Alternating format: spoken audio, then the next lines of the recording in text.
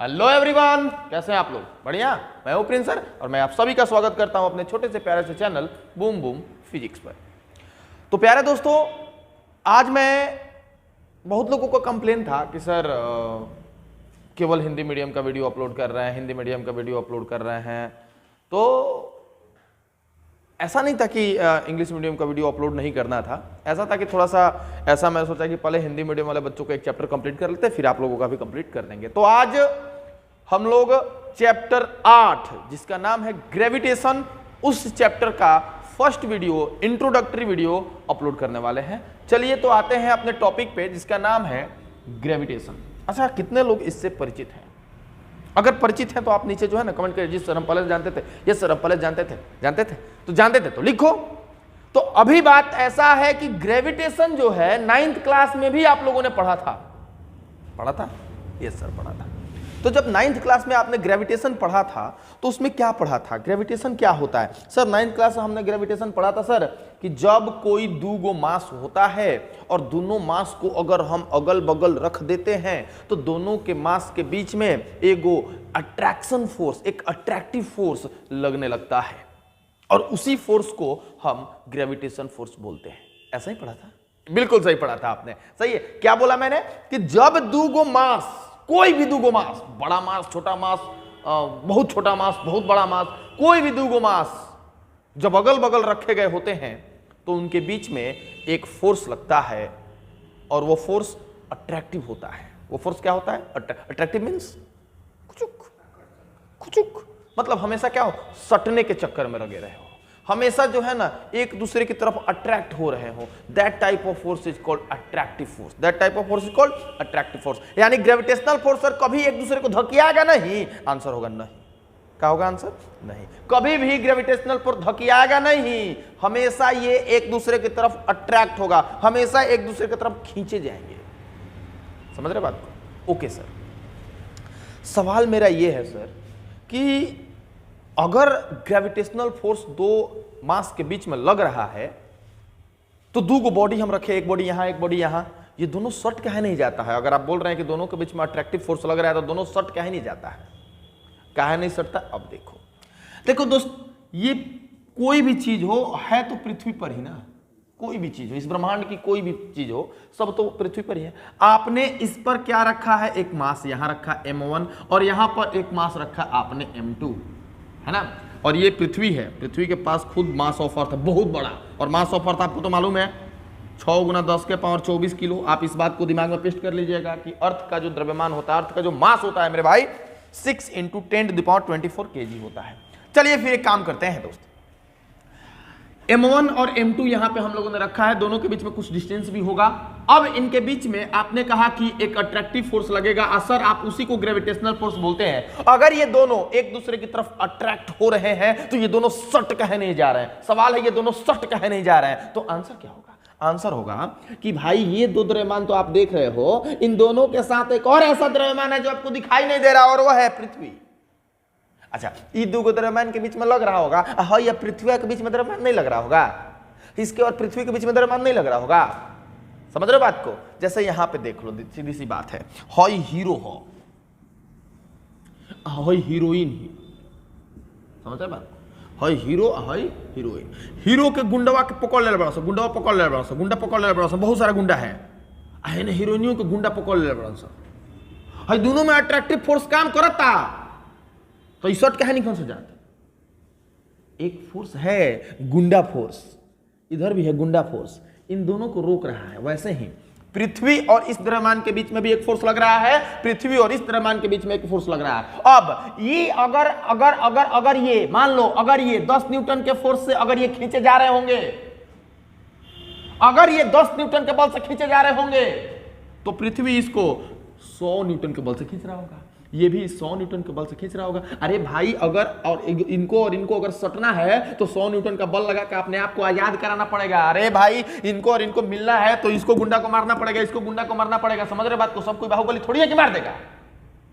नहीं सर, यहां पर सवाल है कि कि 100 न्यूटन का बल से ये खींच रहा है इसको, 100 न्यूटन का बल से खींच रहा है इसको, तो सीधी सी बात है ये बल ज्यादा है, तो ये दोनों अपने अपने जगह पर बल लग रहा है, इन दोनों के बीच में मोहब्बत है, इन दोनों के बीच में ये दोनों अट्रैक्ट होना चाहते हैं, लेकिन अट्रैक्ट नहीं हो पाएंगे। काहे नहीं हो पाएंगे? इसलिए नहीं हो पाएंगे क्योंकि इसमें एक फोर्स नीचे की ओर भी लग रहा है। तो गुरुत्वाकर्षण बल हर दो वस्तुओं के बीच में लगता है, लेकिन वो दोनों वस्तुएं सटती इसलिए नहीं है क्योंकि उन वस्तु और पृथ्वी के बीच में भी एक गुरुत्वाकर्षण बल लग रहा है जो उन दोनों के बीच के सटाव को रोकता है।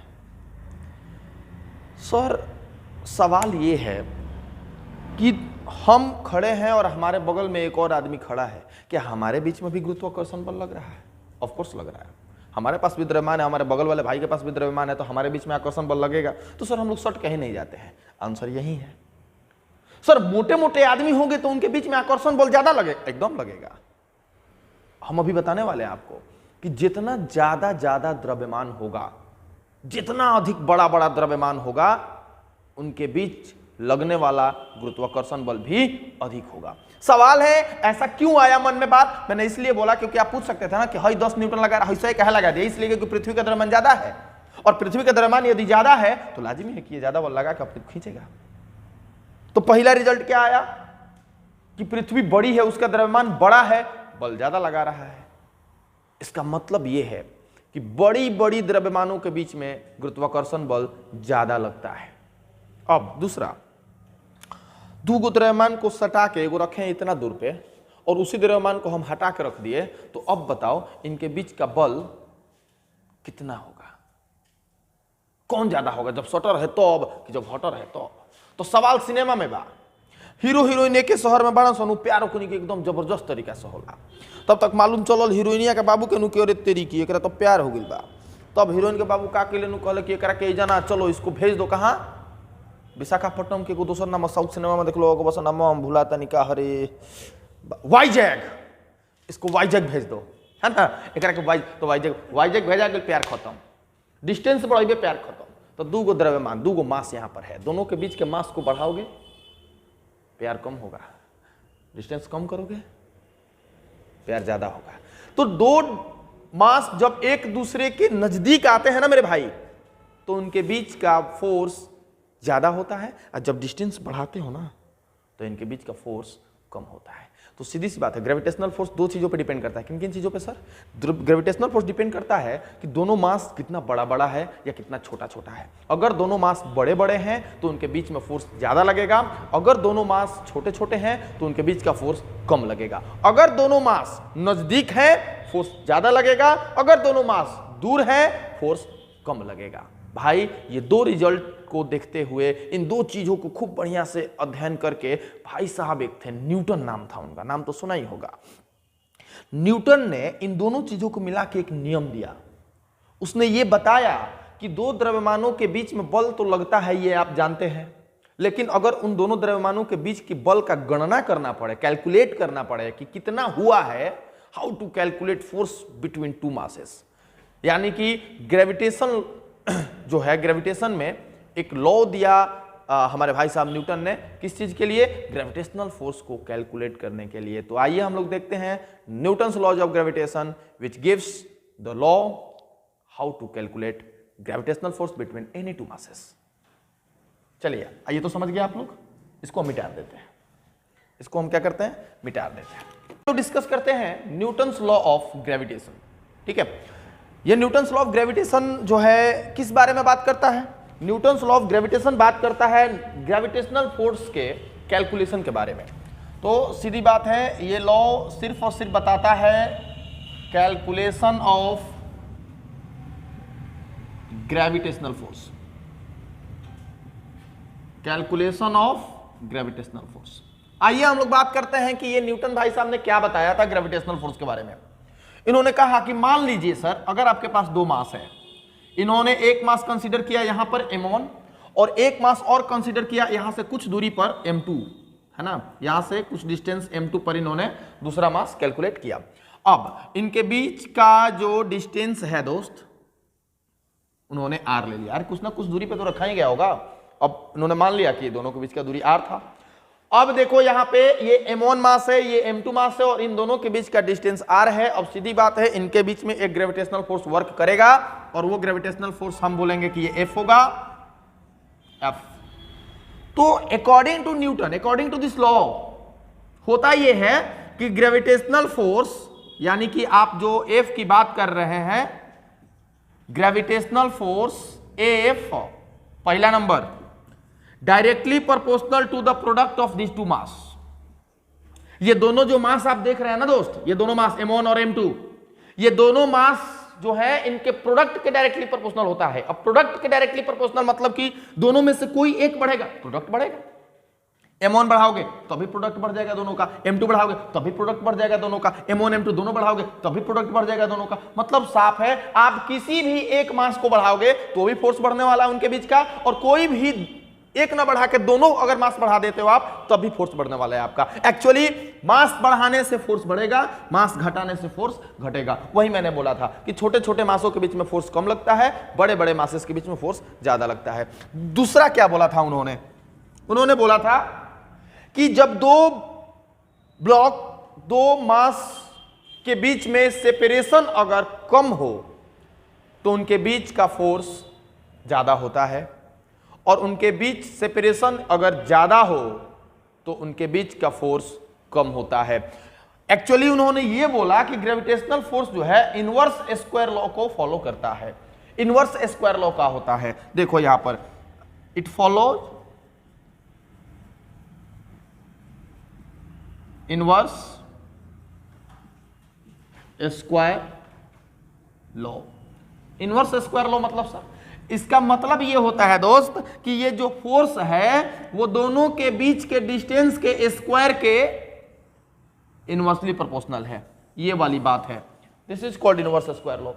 तो ये जो फोर्स है इन दोनों के बीच के सेपरेशन के स्क्वायर के इनवर्सली प्रोपोर्शनल है। इनवर्सली प्रोपोर्शनल का मतलब तब समझते ही हैं, अगर ये बढ़ा ये घटेगा, अगर ये घटा तो ये बढ़ेगा। समझ रहे बात को? बस एक बढ़ा ये एक घटेगा, नहीं ऐसा नहीं होगा।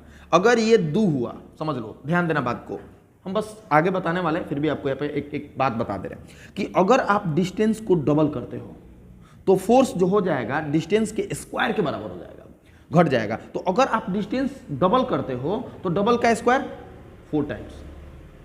अगर आप डबल बढ़ा रहे हो डिस्टेंस तो फोर्स जो है 4 टाइम्स घट जाएगा। अगर आप 3 टाइम्स बढ़ा रहे हो तो 3 का square it becomes less 9 times, है ना? कितना हो जाएगा? 9 टाइम्स कम हो जाएगा। तो ये आप यहां से, हालांकि इस पे सवाल मिलने वाला है, चिंता ना करो। आपने देख लिया यहाँ पे एक इक्वेशन 1, यहाँ पे एक इक्वेशन 2। अब दोनों इक्वेशन को एक साथ मिला दो, from equation 1 and 2, from equation 1 and 2। तो ऐसे में ये आपके सामने F डायरेक्टली प्रोपोर्शनल का, डायरेक्टली प्रोपोर्शनल पहला में m1 m2 था और दूसरा में 1/r² था, ऐसे ही था ना कुछ। दोनों को मिला देते हैं, F directly proportional m1 m2/r²। ये डायरेक्टली प्रोपोर्शनल का साइन हटेगा, और डायरेक्टली प्रोपोर्शनल का साइन जब हटता है तो आपको तो मालूम है कि हर बार एक कांस्टेंट आता है, और यहां पर भी एक कांस्टेंट आएगा, and that constant is capital G। यहां पर एक नया और एक बढ़िया सा कांस्टेंट से आपका इंट्रोडक्शन कराते हैं, दिस इज कॉल्ड G, और इस G का नाम है, कमेंट करो कमेंट करो कमेंट करो, यूनिवर्सल ग्रेविटेशनल कांस्टेंट लिखेंगे सर, इसके बारे में बढ़िया से बात करेंगे हम लोग। सो F बराबर G m1 m2/r²। This is called gravitational force, this is called gravitational force, this G is called universal gravitational constant। हालांकि एक काम करते हैं, पहले आप इसको नोट करो ना, फिर साफ करके बढ़िया से इसको करते हैं। नोट करिए आप इसको। तो ग्रेविटेशनल फोर्स का फॉर्मूला क्या आया? अगर आपके पास दो मास है m1 एंड m2 और वो दोनों एक दूसरे से कुछ दूरी पे रखे हुए हैं, just like this, this is m1, this is m2, और इनके बीच का डिस्टेंस ये रहा r, ठीक है।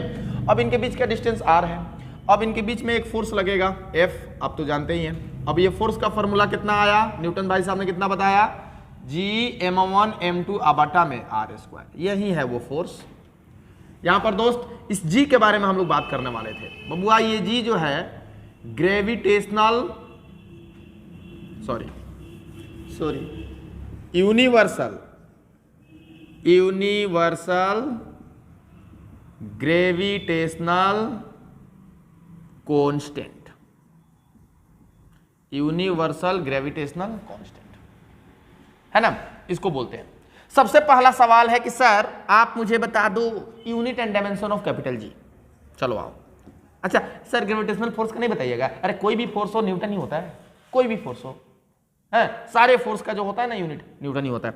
यूनिट एंड डायमेंशन ऑफ जी बहुत बार पूछा है, छोटे छोटे एग्जामों में पूछ देता है ये, और लोग जो होते हैं ना फंस जाते हैं, रजिया कुंदों में फंस गई है। अरे जी जी के मान में फंस जाना तो बड़ा गड़बड़ होगा। जी के मान भी बताएंगे, बट यहाँ पे अभी क्या बताना है हमको, जी का मात्रक। क्या बताना है दोस्त, जी का मात्रक। अब जी का मात्रक अगर हम बताना चाहेंगे आपको तो जरा देख लो। पहले जी का फॉर्मूला निकाल लेते हैं। जी का फॉर्मूला निकालो, जी बराबर कितना, तिरछा तिरछी मल्टीप्लाई मारो, F into R square, F R square. ठीक है, इसको और इसको अलग रखो और इसको एफ आर स्क्वायर। ठीक है, ओके, एफ आर स्क्वायर बराबर जी m1 m2। अब यहां से अगर जी निकालना हो तो क्या कहोगे, एफ आर स्क्वायर बटा में m1 m2 नहीं कहोगे, बोलो हाँ या ना। अरे बोल हाँ या ना। हाँ सर, ओके। यहां पे F R square by m1 m2 क्या निकाले, पहले सर पहले मात्रक निकाल दीजिए, यूनिट निकाल दीजिए। सर जी निकाल देते, आ जाओ। यूनिट देखो, एफ का, आर का, आर दूरी है ना, डिस्टेंस है ना, डिस्टेंस सेपरेशन मीटर का स्क्वायर, m1 m2 मास केजी, तो इसका भी केजी, इसका भी केजी, और ये न्यूटन मीटर स्क्वायर प्रति केजी स्क्वायर। क्लियर है। तो भाई कैपिटल जी का यूनिट जो होता है, यूनिवर्सल ग्रेविटेशनल कांस्टेंट का जो यूनिट होता है वो होता है न्यूटन मीटर स्क्वायर पर KG square. Okay, so now dimension के बारे में भी थोड़ा बात कर लें। वाह, क्या होता है डायमेंशन इसका। Okay okay okay, dimension F R square by m1 m2। F का डायमेंशन मालूम है आपको, मालूम है सर, नहीं मालूम है, छी नहीं मालूम है, इतना छोटा सा चीज नहीं मालूम है। MLT -2 कितना होता है, MLT -2। ये आर क्या है, सेपरेशन मतलब डिस्टेंस का मतलब होता है लेंथ का L, चूंकि स्क्वायर है ना तो आप इसको भी स्क्वायर दोगे। अब बटा में m1 m2, m1 मास 18, m2 मास 18, और m से m को कहानी कर दो खत्म, और m को भेजो ऊपर। m को जब भेजोगे ऊपर तो पावर में हो जाएगा -1। ये l और ये l मिलके हो गए l के पावर 3 हो गया कि नहीं, और ये t का पावर -2। और भैया जी ये है हमारा डिमेंशन। क्या है, डिमेंशन से क्या होता है सर, अरे डिमेंशन होता है, तब तक तुम लिखो जरा डिमेंशन, जल्दी लिखो। तो अभी हमने आपको दिखाया कि capital G universal gravitational constant जो होता है उसका यूनिट क्या होता है और डायमेंशन क्या होता है। चलिए आइए और थोड़ा सा परिचय बढ़ाते हैं हम लोग इस कैपिटल जी से। ये कैपिटल जी के बारे में थोड़ा सा परिचय और हम लोग ज्यादा मेलजोल बढ़ाने का प्रयास करेंगे। ग्रेविटेशनल कांस्टेंट है ये। यूनिवर्सल क्यों लगाया आपने सर, अरे हमने नहीं लगाया भाई, पहले से लगाया हुआ है। क्या होता है यूनिवर्सल ग्रेविटेशनल कांस्टेंट, यूनिवर्सल का मतलब होता है दोस्त, यूनिवर्सल ग्रेविटेशनल कांस्टेंट इसका नाम इसलिए रखा गया दोस्त क्योंकि ये कहीं भी चले जाइए, धरती पे रहिए, चंदा मामा पे चले जाइए, या आप अंतरिक्ष में चले जाइए, कहीं भी चले जाइए, इस जी का, इस कैपिटल जी का वैल्यू कभी भी चेंज नहीं करता है। सर चेंज करेगा कि नहीं करेगा वो तो बाद की चीज है, पहले आप इसका वैल्यू बताया ही नहीं हमको। अरे हम वही बताने के लिए आपके सामने आए हैं दोस्त। कैपिटल जी का वैल्यू अगर हम तुमसे कहें तो आप दिमाग में बिठा लोगे कि कैपिटल जी का वैल्यू होता है 6.67 इंटू 10⁻⁻11। अभी अभी आपने यूनिट निकाला है न्यूटन मीटर स्क्वायर पर केजी स्क्वायर, है कि नहीं है। ये आपका हो गया जी का वैल्यू, वो भी एसआई यूनिट में, वो भी कहां, एसआई यूनिट में। आप दिमाग में बिठा लोगे दोस्त, एसआई यूनिट में इस कैपिटल जी का वैल्यू होता है 6.67 इंटू 10⁻11 न्यूटन मीटर स्क्वायर पर केजी स्क्वायर। ये वैल्यू कहीं भी चेंज नहीं होने वाला, कहीं भी किसी भी बॉडी के लिए चेंज नहीं होने वाला। समझ रहे बात को? और इसी कारण से इसका नाम यूनिवर्सल ग्रेविटेशनल कांस्टेंट पड़ा है। सर जी क्या होगा जब हम इसका वैल्यू सीजीएस में पूछेंगे? तो G बराबर 6.67 गुना 10 के पावर -8 न्यूटन के जगह पे डाइन कर दो, मीटर के जगह पे सेंटीमीटर का स्क्वायर कर दो और नीचे ग्राम का स्क्वायर कर दो। भैया जी ये जो यूनिट आया है ये सीजीएस यूनिट में है। किसमें है? सीजीएस यूनिट में। तो ये वैल्यू है कैपिटल जी का सीजीएस यूनिट में। एक चीज और हम आपको बताना चाहेंगे दोस्त कि ये जो कैपिटल जी है never change, does not change for any kind of body, any kind of body and inside any type of medium, inside any type of medium। मतलब कि वो मास कहां रखा हुआ है, वो मास कैसा है, इन कोई बातों का असर इस कैपिटल जी पर नहीं पड़ता है।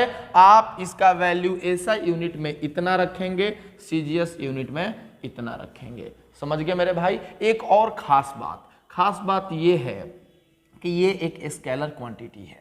ये कौन सी क्वांटिटी है दोस्त? स्केलर क्वांटिटी है। मतलब इसके पास केवल मैग्नीट्यूड होता है, इसके पास कोई डायरेक्शन नहीं होता।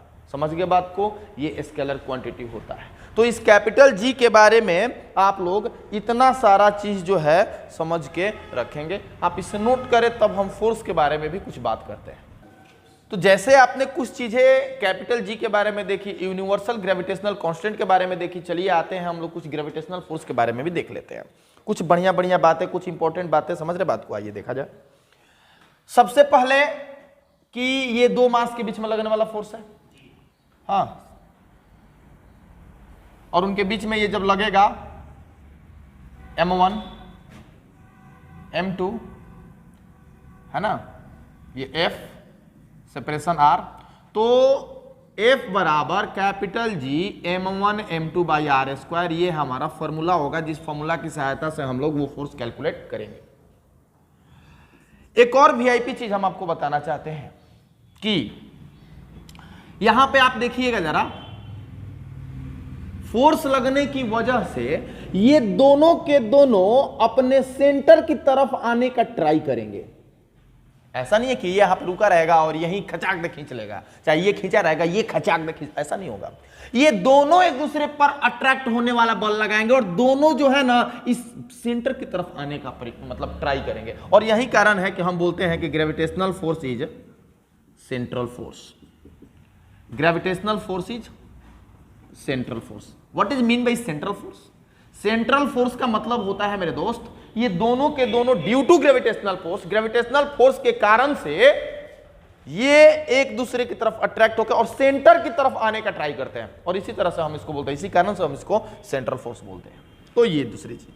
एक और चीज हम आपको बता देते हैं कि अगर ये M1 M2 पर 10 न्यूटन का फोर्स लगा रहा है, डजंट मैटर कि ये कितना है, ये कितना है, समझ रहे बात को? ये 5 kg है, ये 50 kg है, मान लो, चाहे ये 10 kg है, ये 1000 kg है, मास की बात ही नहीं करनी है। हमने क्या बोला कि अगर ये इस पर 10 न्यूटन का फोर्स लगा रहा है तो ये भी इस पर उतना ही फोर्स लगाएगा। मतलब ऐसा तो केवल न्यूटन थर्ड लॉ में होता है कि जितना एक्शन करोगे उतना ही रिएक्शन आएगा, है ना। इसका मतलब ये है कि it follows Newton's third law. मतलब कि कहीं कहीं लोग पूछते हैं कि सर जी यहां पर 2 kg का बहुत ज्यादा सवाल है और बहुत लोग फंसते हैं। बहुत सारे लोग सवाल लेके मेरे पास आए भी हैं कि सर इतना ये बहुत लॉलीपॉप टाइप का सवाल है, लेकिन फिर भी फंस जाते हैं आप लोग कि सर इनके बीच का डिस्टेंस 2 मीटर है। हुआ ये कि ये जो है ना 2 kg, इस पर 10 न्यूटन का फोर्स लगाया, ये 10 kg इस पर कितना फोर्स लगाएगा? तो आपके दिमाग में बैठा हो देखो 2 किलो हो के 10 न्यूटन का फोर्स लगा दो, 10 न्यूटन हो 10 kg के होके उतना फोर्स लगाई, ना ना ना ज्यादा लगावे के चाहिए। ऐसा नहीं होता है। ये भी 10 न्यूटन का फोर्स ही लगाएगा, क्योंकि ये जो है ना न्यूटन थर्ड लॉ को फॉलो करते हैं। मतलब कि ये भाई साहब जितना इस पर फोर्स लगाएंगे, ये भाई साहब भी इस पर उतना ही फोर्स लगाएंगे, तो ये न्यूटन थर्ड लॉ का फॉलो करते हैं। अब आ जाओ एक और कंसेप्ट बढ़िया सा सुंदर सा देख लो। बढ़िया सा सुंदर सा कंसेप्ट ये है दोस्त कि ग्रेविटेशनल फोर्स जो है,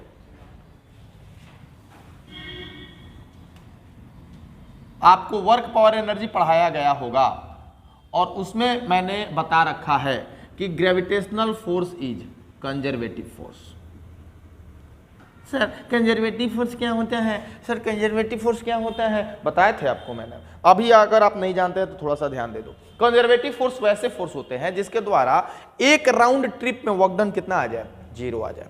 कंजर्वेटिव फोर्स वैसे फोर्स होते हैं जिनके द्वारा किया गया वर्क डन होता है, जिसके द्वारा वर्क डन जो होता है वो पाथ पर डिपेंड नहीं करता है, केवल इनिशियल और फाइनल पोजीशन पर डिपेंड करता है। और ग्रेविटेशनल फोर्स के साथ ऐसा ही है, इसके द्वारा किया गया जो वर्क डन होता है पाथ पर डिपेंड न करके इनिशियल और फाइनल पॉइंट पर डिपेंड करता है। इसीलिए हम बोलेंगे gravitational force is what, conservative force. ठीक है, जरा नोट करें जल्दी से इसको आप। चलिए तो एक नया कंसेप्ट और देख लीजिए ग्रेविटेशनल फोर्स के बारे में। कंसेप्ट ये है दोस्त, एक सुंदर सा कंसेप्ट वो देख लो आप, कि यदि यहां पर एक मास रखा m1 और एक मास रखा यहां m2 और इन दोनों के बीच का डिस्टेंस r है और अभी इसके बीच में एयर भरा हुआ है दोस्त। क्या भरा हुआ है, एयर। तो जब एयर भरा हुआ है और इनके बीच का फोर्स का वैल्यू अगर आपसे पूछा जाएगा तो आप कहिएगा कि sir ji Gm1 m2 by r²। कोई आपत्ति नहीं होनी चाहिए और आप जानते हो कोई आपत्ति नहीं होगा। चलिए ओके, हम इसी मास को ले लेते हैं, सेम मास में कोई एडिंग और कोई कटिंग नहीं हो रहा है, same to same mass m1 और m2, सेम मास, जितना m1 था वही m1, m2 वही m2, और सेपरेशन भी हम वही ले रहे हैं दोस्त, सेपरेशन भी हमारा वही है, नो चेंज, कोई चेंज नहीं हो रहा। बट अब की बार जो एयर उनके बीच में था, अब की बार एयर नहीं है, अब की बार हम उनके बीच में वाटर भर दिए या कोई मैटर भर दिए, कोई भी मीडियम ला दिए इसमें, है ना, एनी मीडियम, मतलब एयर नहीं है। अब की बार हो सकता है कि इसके बीच में आपने पानी डाल दिया हो, या वहीं दोनों मास को आपने पानी में लेके चले गए हो, दूध में लेके चले गए हो, या इसके बीच में आपने एक दीवार खड़ी कर दी हो, कुछ भी आप कर सकते हैं। मतलब कि आपने इसके बीच में कोई पहले खाली था अब खाली नहीं है, तब इनके बीच में फोर्स क्या होगा। आपने अभी पढ़ा कि कैपिटल G का वैल्यू मीडियम पर डिपेंड नहीं करता, अभी मैंने बताया। तो जब कैपिटल G का वैल्यू मीडियम पर डिपेंड नहीं करता है तो G की जगह पे G। अच्छा, 2 kg का चीज 2 ही kg का रहेगा, मास कभी चेंज नहीं होता है, चाहे आप पानी में चलो या चाहे आकाश में चलो, धरती में चलो, अग्नि में चलो, कहीं भी चले जाओ, मास चेंज नहीं होता है। दिमाग में बिठा लो, जो भी बायोएंट फोर्स पढ़े होंगे उनके दिमाग में होगा, नहीं सर जो बाहर हल्का लगता है पानी में हल्का लगने लगता है, बाहर भारी अंदर हल्का। अरे हल्का और भारी का मास से कोई लेना देना नहीं नंबर भाई, वो तो वेट है, और वेट और मास अलग अलग चीजें होती हैं, पता है। वो छोटा वाले G की बात करेंगे तब मालूम चलेगा, समझ रहे बात को। आओ, F बराबर G कभी नहीं चेंज होगा, ओके। M1 भी कहीं चेंज नहीं होगा, M2 भी चेंज नहीं हो रहा है, वो आप उतना ही रखे हैं। अब पानी में रखने से दोनों के बीच का डिस्टेंस थोड़ी ना घट जाएगा, बढ़ जाएगा, वो तो सेम ही रहने वाला है। तो देखो ना, पहले भी F बराबर Gm1 m2 बाई r² हुआ करता था, और पानी या कहीं दूसरे मीडियम में आने पर भी हमारा फोर्स उतना ही रहने वाला है। मतलब कि आप दो मास को अगर मास चेंज नहीं करते हो, अगर उनके बीच का डिस्टेंस चेंज नहीं करते हो, तो चाहे तुम उसको हवा में रखो, चाहे तुम उसको पानी में रखो, चाहे तुम उसको अग्नि में रखो, चाहे तुम उसको अंतरिक्ष में रखो, चाहे उन दोनों मास के बीच में कोई दीवार खड़ी कर दो या पहाड़ ही खड़ी क्यों ना कर दो, उनके बीच में लगने वाले फोर्स में कोई चेंज नहीं आएगा। हम वही बोलने वाले थे आपसे कि gravitational force does not depend upon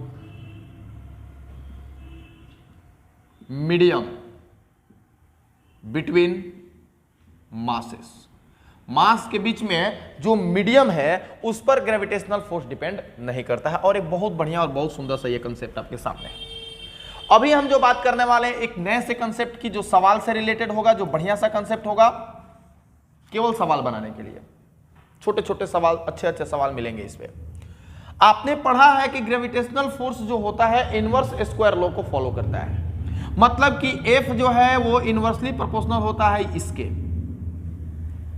समझ रहे बात को। अगर कहें दोस्त कि अगर हम इस F को हटा के एक कांस्टेंट लेके आए, तो हम मान लो एक कांस्टेंट ले लिए और कांस्टेंट हट गया मतलब आ गया, तो डायरेक्टली प्रोपोर्शनल का साइन हट जाएगा, बट्टा में r²। मतलब दोस्त कि फोर्स और डिस्टेंस का स्क्वायर का जब मल्टीप्लाई करोगे ना तो एक कांस्टेंट आ जाएगा।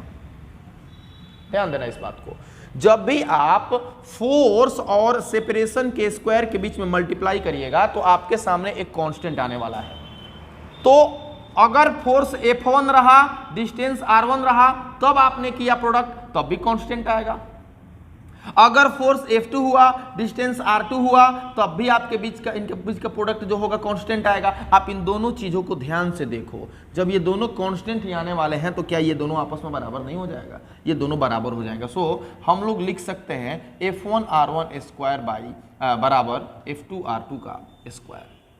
ये एक छोटा सा ट्रिक है, एक छोटा सा कंसेप्ट है जो आप सवाल में इस्तेमाल करेंगे। वो ऐसे सवालों में इस्तेमाल किया जाएगा जब ये बोले कि दो मास थे और उनके बीच में डिस्टेंस पहले इतना था और अब हमने उससे डिस्टेंस को बढ़ा दिया, घटा दिया या बदल दिया।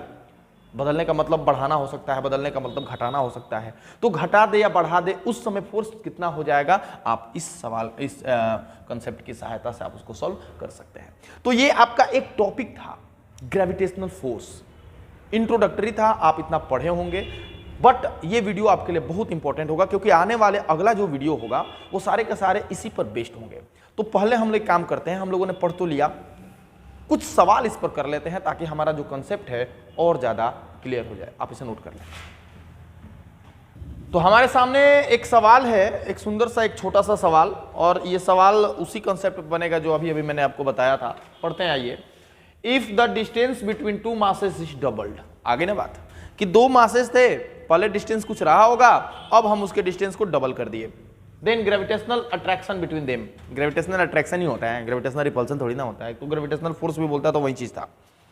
तो यहां पे बात करना है कि पहले अगर डिस्टेंस मान लो इन दोनों के बीच में R रहा होगा तो फोर्स भी F रहा होगा, है ना। अब यदि इनके बीच के डिस्टेंस को, मास वही रख रहा है, मास में कोई चेंजिंग नहीं है, m1 m2 m1 m2, इनके मास में कोई चेंजिंग नहीं है, बस डिस्टेंस जो है ना डबल कर दिया। मतलब जो r हुआ करता था वो अब डबल हो जाएगा, मतलब अब ये कितना हो जाएगा, 2r हो जाएगा। तो अब इनके बीच में फोर्स कितना लगेगा, मतलब कि नया वाला फोर्स आपको बताना है। एक काम करते हैं दोस्त, हम पहले वाले को मान लेते हैं कि डिस्टेंस r1 r था, तो उस समय उनके बीच में लगने वाला फोर्स जो था F था। अभी इनके बीच का डिस्टेंस R2 2R हो गया, इनके बीच का फोर्स अब कितना होगा। तो आपके पास R1 F1 R2 F2 तो सब कुछ है। हमने क्या पढ़ा था अभी अभी formula, F1 R1 square be equal to F2 R2 का स्क्वायर। क्या आप कंसेप्ट इस वाले कंसेप्ट को अभी पिछले एकदम तुरंत बैक करके फिर से देख लो, ये मैंने लिखा हुआ था, ये मैंने आपको सिखाया था। अभी F1 के जगह पे आप कितना रखेंगे, F रखेंगे। तो F1 के जगह पे यदि आप F रखते हैं, R1 के जगह पे R का स्क्वायर, F2 के जगह पे F2 और R2 के जगह पे 2R का स्क्वायर, आप तो रखेंगे ना भाई ऐसे, क्योंकि आपके पास है ना सारी चीजें आपके पास हैं ऑलरेडी, तो आपको ज़्यादा परेशानी नहीं उठानी है। तो FR square be equal to F2 into 4R square, ये R स्क्वायर से ये R स्क्वायर कैंसिल हो जाएगा दोस्त। ओके, सो F और ये 4 इंटू में जो है यहाँ पे आके डिवाइड हो जाएगा F/4 and it is F2। सो नया वाला जो इनके बीच में फोर्स आएगा वो पहले वाले फोर्स का 1/4 हो जाएगा। सीधी सी बात है डियर दोस्त, डिस्टेंस आपने डबल किया है, जब डिस्टेंस आप बढ़ाए हैं तो फोर्स तो घटना ही है, तो सीधी बात है बिकम्स डबल। ये तो हो नहीं सकता क्योंकि आप जानते हैं कि सेपरेशन बढ़ाने से फोर्स रिड्यूस करता है। फोर्स क्या करता है, रिड्यूस करता है। तो रिड्यूस वाले में से ही कोई ऑप्शन होगा, या तो ये या तो ये। तो कितना रिड्यूस हो रहा है, 1/4 हो रहा है। तो हम लिखेंगे is reduce quarter, quarter means 4 times. So option is this. Clear है, मिलते हैं आगे, करते हैं हम लोग नेक्स्ट क्वेश्चन। तो ये क्वेश्चन जो अभी आपके सामने मैंने रखा है, खूबसूरत सा सवाल है, आप लोग देखें प्लीज इसे। चलिए आते हैं, मिलकर पढ़ते हैं इसको। अ पॉइंट मास m, एक बहुत, पॉइंट मास किसको बोलते हैं मालूम है, एक पॉइंट मास हम उसे बोलते हैं जिसका मास बहुत छोटा हो, जिसका अपना कोई डायमेंशन ना हो, पॉइंट होता है, और जिसके पास बहुत कम मास होता है हम उसे पॉइंट मास बोलते हैं।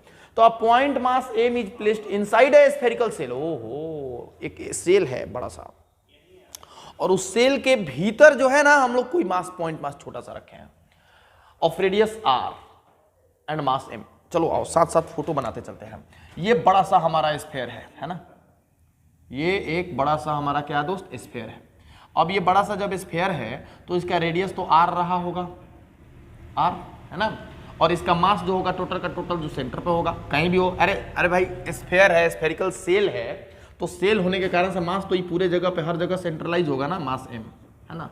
चलो अब क्या है कि यहां पर या इस सेल का मास m है, कैपिटल M। अब कह रहा है कि यहां से r/2 डिस्टेंस पर, अरे रेडियस पूरा है तो यहां पे कहीं आधा बोल रहा होगा, यहां पे एगो पॉइंट मास m रखा है और बोल रहा है कि इन दोनों के बीच में कितना फोर्स लगेगा, या ये सेल जो है मिलकर इस पर कितना फोर्स लगाएगा। तो आप मुझे ये बताओ कि ग्रेविटेशनल फोर्स निकालने के लिए क्या क्या चाहिए। ग्रेविटेशनल फोर्स निकालने के लिए G m1 m2 अब बाई में r का स्क्वायर चाहिए। आप बताओ कि सेल से, इस सेल से, ये जो सेल आपके साथ में है, ये पॉइंट मास इस सेल से कितना डिस्टेंस पर है। याद रखना बात को, ये खुद एक मास है और ये ग्रेविटेशनल फोर्स इसके बाहर ही लगाएगा, अपने भीतर ग्रेविटेशनल फोर्स ये नहीं लगाएगा। अगर इस सेल के भीतर आप कितना भी मास रख दीजिए, ये जब भी सेल जो है ना, अगर ये पॉइंट मास यहां होता ना तो हम डिस्टेंस ये वाला मेजर करते या ये वाला मेजर करते, लेकिन अगर ये सेल फोर्स लगाएगा तो कोई मास इस सेल के बाहर होना चाहिए, ना कि भीतर होना चाहिए। अगर सेल के अंदर कोई मास है और आप उस पर फोर्स पूछ रहे हैं तो उस पर तो कोई फोर्स ही नहीं लगने वाला है। समझ रहे बात को, क्योंकि सेल और मास के बीच में डिस्टेंस ही नहीं कुछ निकलेगा। तो यहां पर हम बोलेंगे कि अगर सेल में, inside cell,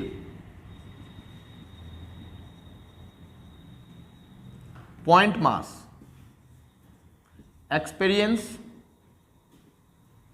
no any force, no any force, मतलब कि ये जो सेल है वो उस पॉइंट मास पर कोई भी फोर्स एक्सर्ट नहीं कर पाएगा। उम्मीद है कि कंसेप्ट आपका क्लियर होगा कि ये अगर कोई गोला है, अगर ये कोई गोला है और ये गोला किसी पर फोर्स लगाएगा तो याद रखना गोला का बाहर वो मास होना चाहिए तभी ये फोर्स लगाएगा। इसके भीतर अगर कहीं भी रखे हैं वो उस पर फोर्स नहीं लगाएगा। ये बहुत बढ़िया कंसेप्ट था, नहीं तो कितना लोग क्या करेंगे ना, ये r/2 ले लेंगे और धड़ाक से g, यहाँ m हिले है m और यहाँ m है, अब बटा में r/2 का स्क्वायर है ना, तो ऊपर चला गया 4 और यहाँ पर g m अब बटा में r का स्क्वायर। बहुत सुंदर सा आंसर आया और आपको डी नंबर में दिखेगा भी, दिख भी रहा है, देखो ये और ये मिल रहा है और तू वो खुश, आ डी नंबर मार रहा बॉस, गोल, है ना। तो ये दिमाग में आपको बिठा के रखना है दोस्त कि कंसेप्ट क्लियर होना चाहिए। और भी बहुत सारे सवाल इस पर हम लोग करने के लिए ट्राई करेंगे, तब तक आप इसको नोट करिए जरा। तो एक और खूबसूरत सा सवाल आपके सामने पेश है, आप इसको पढ़िए, नहीं मिलकर पढ़ते हैं, आइए। The distance of the centres of moon and earth is d। जैसा बोलता है वैसा फोटो बनाते हैं, चलो अच्छा लगेगा।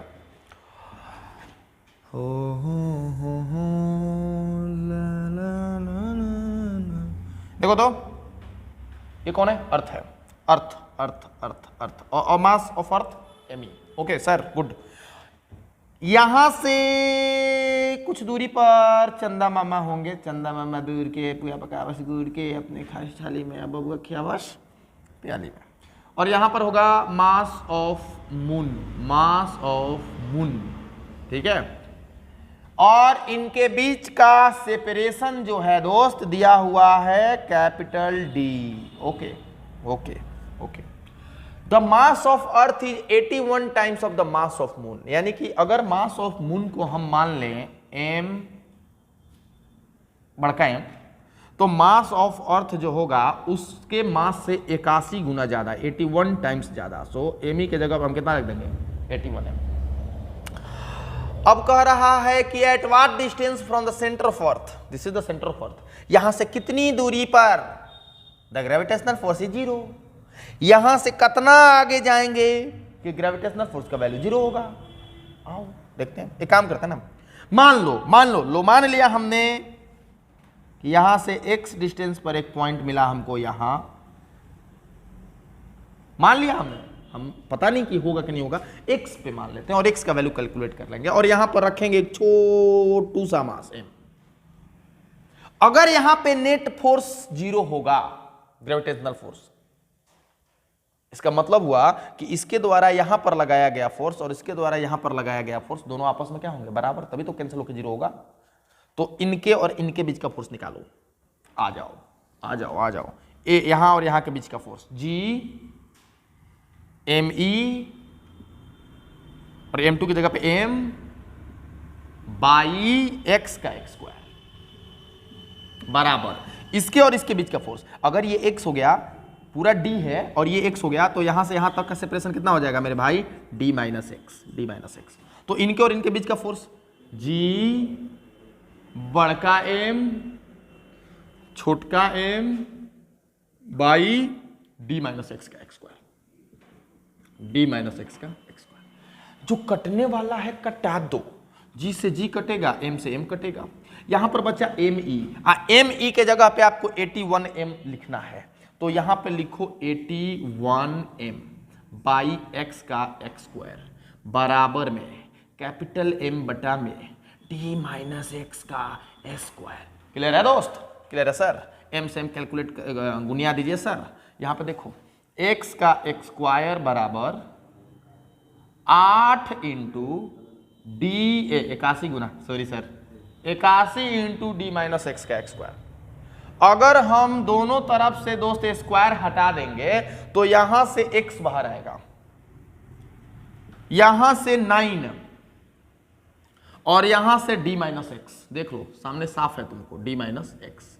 अब क्या करना है, x 9d 9x है ना, ओके।